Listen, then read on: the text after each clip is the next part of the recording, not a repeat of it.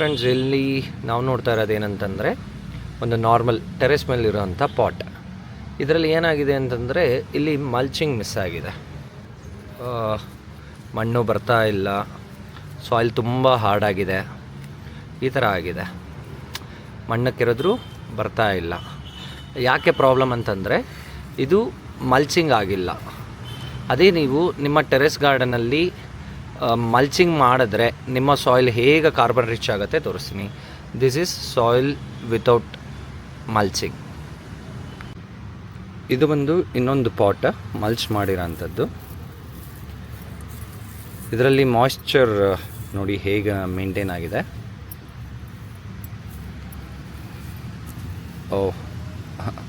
ಒಂದು ಪಂಚಗ ಬಂದು ಸೆಟ್ಲಾಗಿದೆ. ಇಲ್ಲೇ ಪೂರ್ತಿ ತೆಗೆದುಬಿಡೋಣ. ಇದು ಮಲ್ಚಿಂಗ್ ಏನೇನಿದೆ ಅನ್ನೋದು ಇಲ್ಲಿ ನೋಡಿ. ಇಲ್ಲಿ ಸಾಯಿಲ್ ಕೈಯಲ್ಲಿ ಕೆರೆದ್ರೇ ಬರುತ್ತೆ. ಅದೇ ನಾವು ಮಲ್ಚ್ ಮಾಡಿಲ್ಲ ಅಂತಂದರೆ ಕೈಯಲ್ಲಿ ಕೆರೆದ್ರೆ ಮಣ್ಣು ಬರೋದಿಲ್ಲ.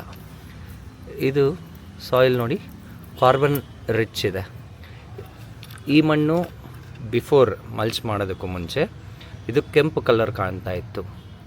ಈಗ ನೋಡಿ ಇಲ್ಲಿ ಎಷ್ಟು ಚೆನ್ನಾಗಿದೆ ಸಾಯಿಲ್. ಅದಕ್ಕೆ ನಾವು ಮಲ್ಚ್ ಮಾಡಬೇಕು. ಮಲ್ಚ್ ಮಾಡಿದ್ರೆ ನಿಮಗೆ ಗಿಡ ತುಂಬ ಚೆನ್ನಾಗಿ ಗ್ರೋತ್ ಆಗುತ್ತೆ. ಇದು ಬಂದು ನಾವು ಟೆರೆಸ್ ಮೇಲೆ ಇದು ಮಾಡ್ಕೊಂಡಿರ್ತೀವಿ. ಇದಕ್ಕೆಲ್ಲ ಬಂದು ಕಸ ಕಡ್ಡಿ ಹಾಕಿದ್ರೆ ಪಾಟ್ಗಳಿಗೆ ತುಂಬ ಚೆನ್ನಾಗಿ ಗಿಡ ಗ್ರೋತ್ ಆಗುತ್ತೆ.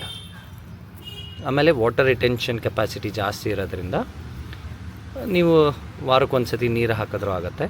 ಇಲ್ಲ ಅಂತಂದರೆ ನಿಮ್ಮ ಪಾಟ್ಗಳಿಗೆ ನೀವು 3 days ಒನ್ಸ್ ಇದು ಮಾಡಬೇಕಾಗತ್ತೆ. ನೋಡಿ ಇಲ್ಲಿ ಈ ಥರ ಹುಳಗಳು ಬಂದು ಅಲ್ಲಲ್ಲಿ ಸೆಟ್ಲ್ ಆಗ್ತವೆ. ಅದು ಏನು ಕೆಲಸ ಮಾಡಬೇಕು ಅದನ್ನು ಮಾಡ್ತಾ ಹೋಗುತ್ತೆ. ಮಲ್ಚಿಂಗ್ ಇಲ್ಲದೆ ಇರೋವಂಥ ಪಾಟ್ಗೆ ಒಂದು ಜಗ್ ನೀರು ಹಾಕ್ತಾಯಿದ್ದೀನಿ.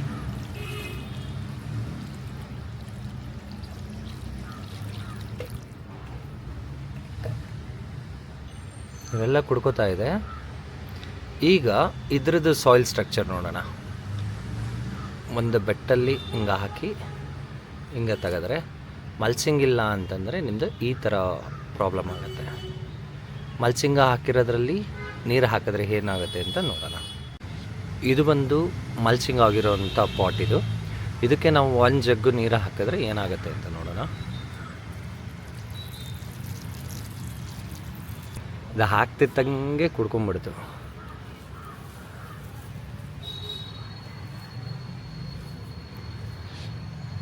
ಇದರಲ್ಲಿ ಮಲ್ಚ್ ಮಾಡಿರೋಂಥ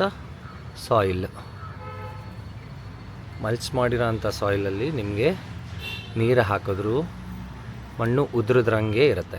ಯಾಕೆಂದರೆ ಇದರಲ್ಲಿ ಪೊರಸಿಟಿ ಇರುತ್ತೆ. ಸಾಯಿಲ್ ಟು ಸಾಯಿಲ್ ಬೇರೆ ಬೇರೆ ಶೇಪಲ್ಲಿ ಇರ್ತವೆ. ಗಾಳಿ ಆಡ್ತಾ ಇರುತ್ತೆ. ನೀರು ಹಾಕಿದ ತಕ್ಷಣ ಹೀರ್ಕೊಳ್ಳುತ್ತೆ. ಒಂದು ಜಗ್ಗಿಂಗ್ ನೀರು ಹಾಕ್ತಿದ್ದಂಗೆ ಕುಡ್ಕೊಂಡ್ಬಿಡ್ತು. ಅದೇ ಪಾಟಲ್ಲಿ ಕುಡಿಯಲ್ಲ. ಸಾಯಿಲ್ ನೋಡಿ, ಇದು ಈ ಥರ ಉಡುಗುಡಿಯಾಗಿ ಸಿಗಬೇಕು ನಮಗೆ ಮಣ್ಣು ಯಾವತ್ತೂ. ಅದೇ ನಾವು ಮಲ್ಚ್ ಮಾಡಿಲ್ಲದೆ ಇರೋವಂಥ ಪಾಟಲ್ಲಿ ನೋಡಿ ಮಣ್ಣು ಅಗಿಯೋದಕ್ಕೆ ಅಂದರೆ ಬೆಟ್ಟ ಹಾಕಿ ಕೆರೆದ್ರೆ ಸಾಯಿಲ್ ಸ್ಟ್ರಕ್ಚರ್ ಪೊರಾಸಿಟಿ ಕಮ್ಮಿ ಇರೋದ್ರಿಂದ ಸ್ಟಿಕ್ಕಿ ಆಗಿದೆ.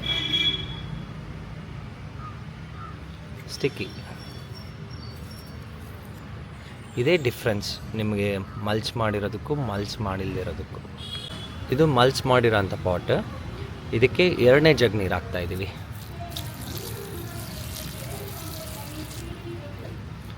ನೋಡಿ ನೀರು ಹೇಗೆ ಹಿರ್ಕೊಂಡ್ಬಿಡ್ತು.